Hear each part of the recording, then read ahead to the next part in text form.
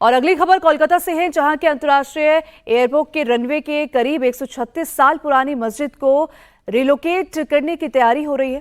Kolkata airport के air site पर मौजूद 136 साल पुरानी गौरीपुर जामा मस्जिद को हटाने का फैसला लिया गया है।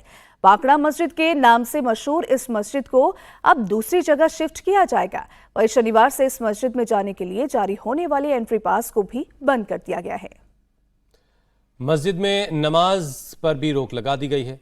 एयरपोर्ट सूत्रों के मुताबिक किसी तरह की अप्रिय घटना से बचने के लिए पुलिस और सुरक्षा बल तैनात किया गया है। मस्जिद को शिफ्ट करने के बाद कोलकाता एयरपोर्ट के दूसरे रनवे के एक्सटेंशन का काम हो पाएगा।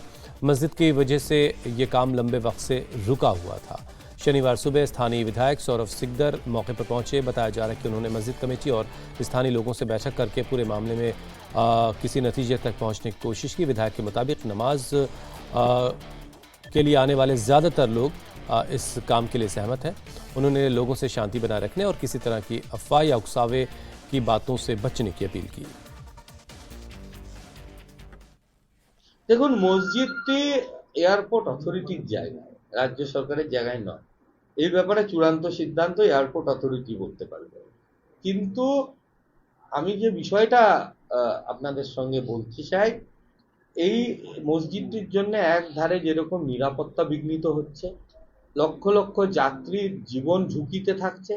কারণ হচ্ছে এখানে যে ঢুকছে, যারা ওখানে নামাজ পড়তে, তাদের কোনো পাস ইস্যু করা হয় না, তারা খালি আধার কার্ড দেখিয়ে ঢোকে। এবং সিআইএসএফ এর অনেক জওয়ান এবং একটা বাস রাখতে হয় তাদের নিয়ে যাওয়া এবং নিয়ে আসার জন্য। দ্বিতীয় নম্বর হচ্ছে যে এই মসজিদটা থাকার জন্য এয়ারপোর্টে রানওয়ে সম্প্রসারণ হতে পারছে না, এবং রানওয়ে সম্প্রসারণ হতে না পারার জন্য অনেক বড় বড় এয়ারলাইন্স এখানে কিন্তু আসতে পারছে না। বড় বড় এয়ারলাইন্স না আসতে পারার জন্য যেভাবে এয়ারপোর্টের রেভিনিউ লস হচ্ছে, এখানে লোকদের কর্মসংস্থান লস হচ্ছে, এবং সার্বিকভাবে এয়ারপোর্টের বিকাশ আটকে আছে। এক সিকিউরিটি ইস্যু, আমাদের মুখ্যমন্ত্রীর ওপরে বারবার সিকিউরিটি থ্রেট আসছে। সেখানে এয়ারপোর্ট দিয়ে মুভমেন্ট করেন, প্রধানমন্ত্রী মুভমেন্ট করেন, স্বরাষ্ট্রমন্ত্রী মুভমেন্ট করেন, সিকিউরিটি এজেন্সিগুলোর উপর এক্সট্রা চাপ আসে। কিন্তু কেন? একটা মসজিদকে স্থানান্তরিত করতে কি অসুবিধে আছে?